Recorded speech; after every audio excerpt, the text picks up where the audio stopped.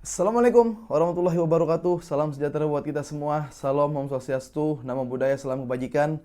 Balik lagi di channel YouTube Afif Safi, pakar bola mengomentari sepak bola dengan kebahagiaan dan kesedihan ya. Tentunya sebahagia kita menjalankan ibadah puasa di bulan Ramadan. Sesedih kita melihat timnas Indonesia ya, dikalahkan oleh Australia dengan skor cukup telak. Menurut gua itu dengan skor 5-1 bermain di Sydney. Dan ya gol Indonesia itu dicetak oleh Romney.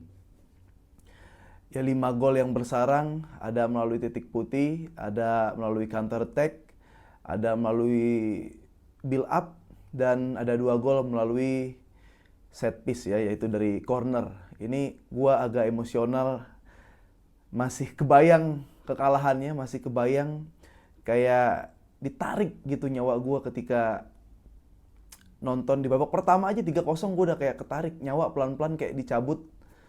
Ya gue nggak tahu rasanya gimana ya dicabut nyawa, cuma kayak lemes, ada otot-otot yang nggak fungsi, terus kayak aduh kenapa begini. Nah, gue akan bahas ya seobjektif mungkin dan gue akan memberikan kritik juga ya seobjektif mungkin juga. Tapi gue perlu disclaimer dulu nih buat kalian ya, entah fans timnas yang berupa-rupa ya, warnanya berupa-rupa, perspektifnya juga beda-beda, masing-masing punya perspektif dan pendirian masing-masing. Gue mau disclaimer bahwa sebelum gue lanjut video gue ini khusus bahas timnas nih. Menurut gue, bagi gue itu mengkritik timnas ya, pemain, pelatih, federasi, ya terutama gue mau ke taktikal aja ya. Kalau mengkritik timnas, itu bukan semata-mata gue menganggap gue lebih jago dari pemain timnas. Bukan semata-mata gue benci sama Indonesia, sama timnas Indonesia. Bukan semata-mata gue nggak nasionalis. Jadi please, maksud gue, kalau ada yang kurang, ya kita fair aja. Ya kalau ada lebih juga, ada menang juga, kita, ya gue support gitu. Gue yakin lu semua support ya, timnas seperti apa ya. Kalau kita nggak bisa datang ke stadion, kita pasti support doa. Ya merchandise kalau bisa beli kita beli. Gitu. Nggak ada alasan buat nggak dukung tim nasional Indonesia, karena apalagi kita sebagai fans sepak bola pengen negaranya itu main di Piala Dunia. Nah, jadi sekali lagi gue katakan bahwa mengkritik bukan berarti kita anti dengan timnas Indonesia, bukan berarti kita tidak nasionalis dan kita membenci timnas. Gue tetap mendukung. Gue harus disclaimer gitu dulu sebelum mungkin banyak nanti hujatan yang datang. Dan ya kalau menurut gue sekarang ini waktu yang belum tepat untuk emang kayak ngehujat itu enak gitu. Emang tuh kalau kayak mencaci itu enak. Cuma menurut gue jangan dulu. Jangan dulu, masih ada beberapa match ya, walaupun kayak pupus nih mungkin kayak lolos langsung di putaran kali ini, tapi masih ada playoff gitu, atau ada keajaiban lain yang masih bisa kita raih gitu. Dan pemain-pemain kita, pelatih juga tentunya itu masih berjuang buat memberikan kemenangan di setiap laga ya. Jadi sekali lagi 2 poin itu gue pegang teguh, dan terserah kalian juga kalau menurut kalian terover gue mengkritik timnas, ya silahkan lah. Tapi gue udah disclaimer, gue nggak benci timnas, gue nggak nasionalis. Oke, langsung aja. Pakem yang diberikan Patrick Kluivert ini adalah 4-2-3-1. Ya, gue mau bahas dari justru sisi Australinya dulu nih. Ya, sementereng apapun pemain timnas Indonesia, mau ada Patrick Kluivert sebagai pelatih, 13 staf kepelatihan, ada pemain baru datang yang rata-rata bermain untuk Eropa. Tapi yang perlu kita ingat, Australia tetap Australia. Australia, ini Australia yang ada di 24 atau di 20 peringkat FIFA gitu. Ini Australia yang sering dan berlangganan ke liga, ke masuk dan ikut berpartisipasi untuk World Cup. Ya. Jadi gitu dulu perspektifnya. Australia nih ya. Ya gue juga sedih banget kalahnya sampai 5-1 gitu. Nah, dari media Australia dulu. Media Australia kayak sebenarnya kayak dia nggak masalah gitu lawan Indonesia. Justru kayak ada say war, justru kita diangkat-angkat gitu. Jadi yang bilang ini adalah pertempuran dua pelatih mediocre karena Australia dipegang pelatih yang sekarang belum terlalu menjanjikan, dan Patrick Kluivert juga perlu waktu untuk membuktikan kalau dia bisa menangani sebuah tim atau tim nasional. Dibilang seperti itu. Bahkan media Australia bilang bahwa kita bertemu Indonesia sebenarnya cukup takut karena Indonesia ini ibarat raksasa yang tertidur. Nah, dan setelah main, gua jadi ngerasa kayaknya Australia tuh tahu harus ngapain biar menang. Australia tuh kayak lebih paham gini, mungkin secara level kualitas pemain itu sama, tapi secara kayak pengalaman, secara DNA gitu, Australia lebih berbicara banyak di lapangan. Ya, dia tahu kayak oke, di Indonesia abis ada pergantian pelatih yang sebelumnya pelatih defense sekarang masuk ada rombongan Belanda mungkin dan ada gembar-gembor mau total football melakukan ball position dikasih sama Australia. Lu lihat main di menit awal Australia kayak seakan-akan sengaja ya udah serang aja dulu gitu, serang ntar lu lihat gue kalau nyerang kayak gimana kayak gitu ya. Dan perbedaan yang cukup jauh menurut gue, nggak jauh ya sebenarnya tapi cukup signifikan adalah Australia kalau dapat peluang gol, kita kalau dapat peluang ya peluang juga shoot kayaknya kita menang shoot ya, ball position menang, shoot menang, tapi nggak klinis ya, belum tertata gitu, belum terstruktur itu. Ya, sekali lagi Australia walaupun bermain tanpa beberapa pemain pilar penting, tapi Australia tetap Australia secara DNA, secara peringkat FIFA, secara jam terbang ya memang di atas Indonesia. Oke? Sekarang kita ke Indonesia. Gua selalu bilang, gua mau cerita dulu nih. Ini jujur nih guys, jujur nih gua. Gua nungguin match Indonesia Australia dengan pelatih baru, dengan beberapa pemain baru yang datang. Nggak bisa tidur gue. Kayak anak SD mau study tour gitu. Nggak bisa tidur. Kayak gelisah, ayo main kapan, seperti apa permainannya, apa yang diberikan, apa yang baru, apa yang beda. Gue sebelum main, gue nggak bisa tidur. Ya. Setelah nonton dan lihat hasilnya, semakin nggak bisa tidur. Semakin nggak bisa tidur. Ya, ternyata gue emang insomnia aja. Nah, oke, kita bahas jalannya pertandingan dan kira-kira apa yang harus diperbaiki. Gue paham, kalian tuh gini, tadinya mana ada pikiran kita kayak lolos mau Piala Dunia gitu. Mana ada pikiran kita bisa sikat menang bantai Australia gitu. Nggak ada, kita di playoff aja itu udah cukup gitu. Cuman memang dengan ada sesuatu hal mungkin yang kalau dibicarakan, kayak menyakiti banyak belah pihak atau ada sesuatu yang sebenarnya itu memang harus terjadi. Ya, entah apa yang ada di pikiran kalian masing-masing adalah pergantian pelatih. Ya, masuk pelatih baru dengan cara bermain yang berbeda.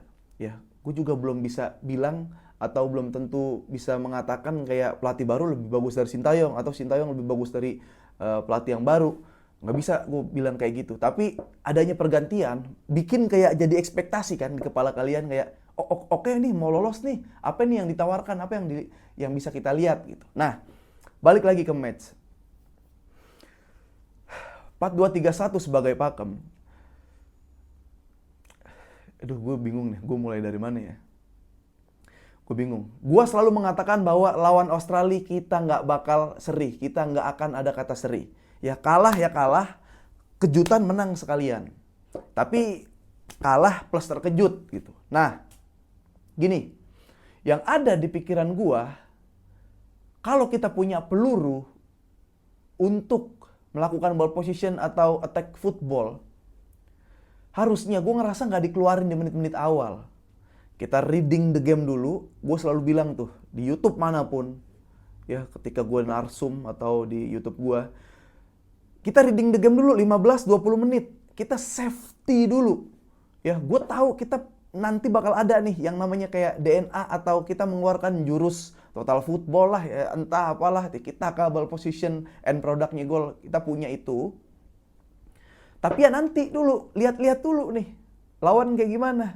Ya kalau main tinju, kalau main boxing juga ya dites-tes dulu aja. Dicoba. ngelihat ada yang buka ruang. Sekali lagi gue bilang, kalau ada tim yang ball position, dia bisa menguasai ball position. Tapi tim yang menguasai ball position belum tentu menguasai pertandingan. Itu yang terjadi. Kita memang menguasai ball position, tapi yang menguasai pertandingan di Australia. Nih. Oke, gue mulai nih ya. 4-2-3-1. Ada beberapa pemain yang tidak bermain di posisi favoritnya. Dan ada beberapa duet yang secara chemistry belum dapat bondingnya. Oke, gue ngeliat ya dari belakang, gue nggak pernah bilang Max Hilhurst ini jelek, nggak. Ini pemain yang bagus. Tapi kalau diadu secara unit, kalau berbicara masalah bonding, mohon maaf, Rizky Ridho dan Bang Jai itu bondingnya udah dapet.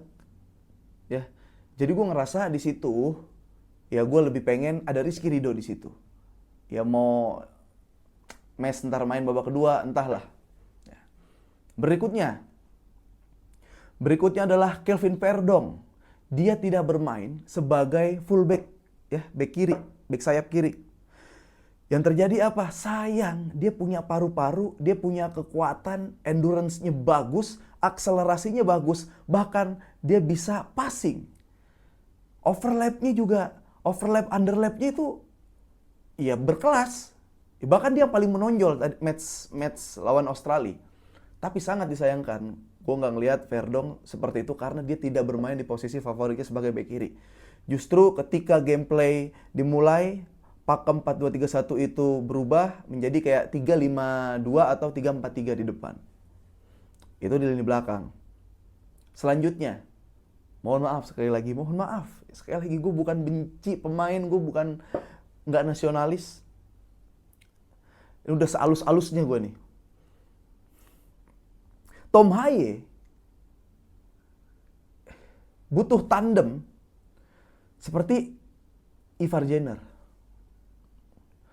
Pun kalau nggak Ivar Jenner, kita udah cepet-cepet nih Pelupessy datang.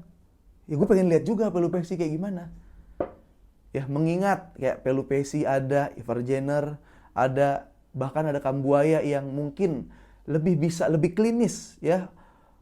One to one-nya itu masih kelihatan, masih bisa gocek orang, berpikirnya masih bagus, visinya kelihatan, tanggung jawab di lini tengahnya ada. Jadi gue ngerasa mungkin ya belum ada kecocokan antara Tom Haye dan Nathan. Itu di lini tengah. Ya, di lini depan ini aktif banget yang namanya Ole Romney ya. Memang gue tunggu itu gue nanti debutnya gimana dan dia langsung menciptakan gol. Selain dari gol juga ini pemain atraktif banget ya. Ada di mana-mana. Ya mungkin diberi kebebasan rule juga. Ya di kiri, di kanan, kadang di tengah, kadang di nomor 9. Ya, Rafael Streit ya tidak terlihat di situ. Dan James oke, tapi ya secara unit belum terlalu compact. Itu menurut gua dari segi line up. Sekarang dari segi permainan. Gua udah sering bilang, kalau kita punya peluru jangan langsung dikeluarin semua. Main safety, bukan berarti yang pragmatis. Gue juga bukan yang di golongan bertahan total kosong-kosong. Enggak, gue juga sebenarnya mau menyerang gitu. Cuma lihat-lihat dulu.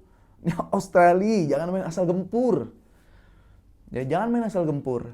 Nikmatin aja safety aman. Gue kaget, jujur gue kaget di menit awal. Itu enak banget ya. Gue ceritain dulu nih, mungkin kalian juga udah tahu ya. 15 menit awal oke, gempur. Kita di menit keempat udah ada satu peluang dari Bang Jai, heading, umpan dari set piece dari Kelvin Verdong. Itu udah menjanjikan. Bahkan kita dapat penalti. Ya, Rafael Streit dihadang dan terjatuh, akhirnya mendapatkan penalti yang namun sungguh sayang. Ini bisa jadi momentum, tapi ya mungkin lagi bukan harinya Kevin Dix dan penalti tidak berbuah gol. Nah, setelah itu ini kebalik nih. Setelah itu ada pelanggaran yang menurut gue sangat tidak penting. Yang bolanya itu justru nggak mengarah ke arah yang di cover sama Nathan. Ya. Dan kalau misalkan kita aware, ya beberapa pemain ini aware dengan beberapa match di Eropa atau beberapa match di Liga 1, ada penalti yang sebabnya tuh seperti itu gitu. Akibatnya adalah penalti, sebabnya adalah bola entah di mana tapi pemain tangannya iseng jatuh gitu. Dan mesti diingat ini Australia lebih kelas gitu. Kelasnya ada dan jangankan kita berusaha untuk menjatuhkan. Kadang tangan nempel aja kalau dia memang berkelas bisa diving, itu bisa berpotensi untuk menjadi penalti. Ini udah jelas-jelas penalti dan bolanya udah jelas-jelas nggak ke arah situ, jatuh penaltinya gol. Dan kita masih, di saat kita masih kepikiran kenapa itu bisa penalti, tiba-tiba ada 2 gol. Gol kedua datang. Lagi-lagi gara-gara, nggak lagi-lagi sih, gara-gara salah antisipasi. Ya malah jadi assist ke belakang. Terciptalah gol kedua. Gol ketiga sama. Ada corner lagi. Nah gini, sejujur-jujurnya ini subjektif sih. Sebagai pecinta bola, sepak bola indah, 15 menit pertama sangat menjanjikan. Ya, tapi ketika udah kebobolan, penalti nggak gol, momentum hilang, mental mungkin getar sedikit, kebobolan cepat, penalti setelah itu mendapatkan gol lagi, ya bertubi-tubi 3-0 nyawa hilang, babak kedua gol lagi, bisa cetak 1 gol, akhirnya tapi 5-1. Gue mengibaratkan seperti ini nih, karena gue ngerasa di menit awal sangat menjanjikan dan kalau itu konsisten, dan berjalan terus penalti gol, wah itu bakal beda cerita memang. Tapi ini sepak bola yang terjadi. Gue menganggap gini, tadi ya match Indonesia lawan Australia, ibarat kita makan daging paling enak nih, yang F berapalah gitu. Ya, ini daging ada 10 potong. Daging pertama kita makan enak. Daging kedua kita makan enak. Begitu kita mau datang atau mau makan daging ketiga, ada burung lewat terus ngeluarin kotoran. Brak. Langsung gak mood, langsung kena mental, langsung bingung mau ngapain. Itulah gol penalti gak gol dan gol dari Australia bikin kita bingung. Bikin gak tahu lagi mau ngapain. Padahal ada kesempatan mungkin ketika ada kotoran di makanan dibersihin dulu, dibersihin. Syukur-syukur ada makanan yang gak kena masih bisa dimakan lagi, masih bisa diselamatkan. Tetapi kayak pembersihannya itu kurang terjalin. Nah, masalah juga pergantian. Ketika sudah kebobolan banyak, gue juga bingung kenapa pergantiannya justru banyak di lini belakang. Kenapa terkesan seperti bukannya pengen menciptakan gol, tapi biar nggak kebobolan lagi. Kan yang gue tangkap gitu. Gue nggak tahu yang ada di pikiran pelatih apa gitu. Nah, guys, lo kasih tahu gue juga ya kalau udah terlalu mengkritisi ya. Maksud gue kayak, bang udah offset itu. Nggak. Sekali lagi gue bukannya gue nggak nasionalisme guys, nggak, gue tetap ada nilai kebangsaannya guys. Nah, pergantian gini, oke kalau udah 4-0, kita punya Kambuaya, kita punya Bagas, masih ada Bagas yang setiap subs dia menjadi pemain pengganti cetak gol, koleksi golnya juga banyak di Liga 1. Mendingan kalau udah kalah, udah 4-0 kalah, menurut gue Gilde game 3-0 pun juga bingung kayak gimana kan, 4 gol. Ya udah setidaknya Kambuaya mainin, setidaknya di depan Bagas mainin biar ada nomor 9. Kita nggak ada nomor 9-nya. Beberapa kali peluang ya, ada cutback atau bola datar ke tengah, nggak ada orang di tengah. Padahal ini gue bilang nih, gue amatin sangat jeli. Back Australia itu nggak bagus. Cuma apa? Dia ketolong transisinya gila, edan banget. Turun 11 pemain di final third. Kalau lu lihat, pertama bola cuma dicolok-colok dikit doang sama Rafael Strike, lewat dan harus dijatuhin penalti. Bahkan gol oleh Romani dicolok sekali, itu back bingung. Nah, permasalahannya kita memang, gue tahu nih, ini back nggak terlalu bagus Australia gitu. Dilewatin gampang, dikelabuin gampang lah gitu. Cuma bagaimana cara menembus back itu? Kita butuh pemain yang kreatif. Marcelino terlalu ke samping tadi. Jadi gini, emang berat. Guys, ini berat banget guys. Itu di defense, bahkan gue kadang lihat beberapa kali ultra defense Australia. Ngebongkarnya tuh ya Buset, lu kayak nonton Barcelona lawan Leganes deh. Ya udah ada pemain smart, udah ada pemain yang kira-kira bisa meliak-liuk, itu aja nggak bisa kebobol. Jadi gue butuh mungkin Tom Haye yang bisa passing, Tom Haye yang bisa long pass, ada satu pemain yang berani bisa ngeliak-liuk, ada orang yang punggungnya besar untuk menjadi wall, ya biar jadi wall pass di tengah, biar ada apa ya nama istilah sepak bolanya, ada passing yang kencang, passing seperti tendangan dimainkan di depan, tapi nggak ada. Kalau menurut gue itu guys. Jadi gini, nggak usah sekali lagi kayak yang sampai nyala-nyalahin. Ya ada beberapa pemain mungkin yang lagi nggak perform, ada pemain yang blunder gitu. Pelatih juga, maksud gue kayak ya gimana pun apapun backgroundnya, ini dia lagi kerja buat Indonesia, dia lagi pengen juga, dia nggak mungkin pengen Indonesia kalah menurut gue ya. Pemain juga nggak mungkin pengen Indonesia kalah gitu. Jadi ya ada momennya lah, ada waktunya. Kita lihat Bahrain dulu seperti apa, kita lihat Cina dulu. Cina kalah sama Saudi ya, Bahrain kalah sama Jepang. Ya ya udah, kita masih punya kesempatan. Tugas kita adalah tetap mendukung. Nggak bisa, jangan menghujat, doxing apalagi ya. Ya konsentrasi jangan diganggu, masih ada waktu. Mungkin perjalanan ke Australia pulang ke Indonesia, baru akhirnya ada kelihatan gameplaynya kelihatan, pemain kualitas individunya udah mulai terlihat karena mungkin latihan sangat singkat, kelihatan di lapangan. Ya seharusnya ini bener-bener ya udah bukan proses lagi, harusnya udah kayak oke, ini tahu ini kurang di sini, ini aslinya di sini, ini pemain yang ini harus dimainin, pemain ini tandemnya ini. Itu harus sudah terjadi lawan Bahrain dan Cina. Ya, itu harus sudah terjadi lawan Bahrain dan Cina. Jadi saran gua tetap positif dulu. Positif dulu, ditahan, dan menghujat, ngedoxing, apalagi yang komentar yang enggak sampai ya udah, nih lagi mau ke Indonesia di GBK kita dukung, kalian udah beli tiket pasti dukung dengan cara kita masing-masing. Ya menang lah ya. Di Bahrain pasti upgrade juga, nggak mungkin seperti Bahrain yang kemarin. Tipe bermain Bahrain beda lah dengan Australia, harus ada pembaharuan juga. Jadi ya udah, dukung. Nggak, gua setiap match menang, udah, walaupun Jepang susah, menang dulu aja. Oke, gitu aja dari gua. Silahkan, mudah-mudahan nyampe di kalian, dan mudah-mudahan ya, gua nggak berharap, jangan hujat gue dong, nggak, pasti kalian ada yang beda, hujat gua itu dia udah biasa gitu. Sekali lagi, mengkritik timnas, mengkritik permainan taktikal, pemikiran pelatih, bukan berarti gue benci sama Indonesia, bukan berarti gue benci sama tim nasional, dan bukan berarti gue nggak punya nilai-nilai kebangsaan dan nggak nasionalis ya. Karena gue cinta, gue mau mendukung timnas, gue pengen Piala Dunia sih ya. Mudah-mudahan bisa. Gitu aja. Yang kurang-kurang dari gue silahkan ditambahin, atau lu nggak setuju dengan opini gue, silahkan di komen di kolom komentar. Gue masih lemes ya, silahkan. Terima kasih ke Arbol Mania. Jangan lupa nonton Dance TV di YouTube. Dance TV ada gue hostnya, di bintang tamu pertama ada Bung Harpa yang kalian sering lihat Info 1. Lalu juga ada Labib Syadat nanti di episode selanjutnya. Ya seru lah pokoknya. Sampai ketemu di match-match berikutnya. Sehat-sehat selalu. Assalamualaikum warahmatullahi wabarakatuh.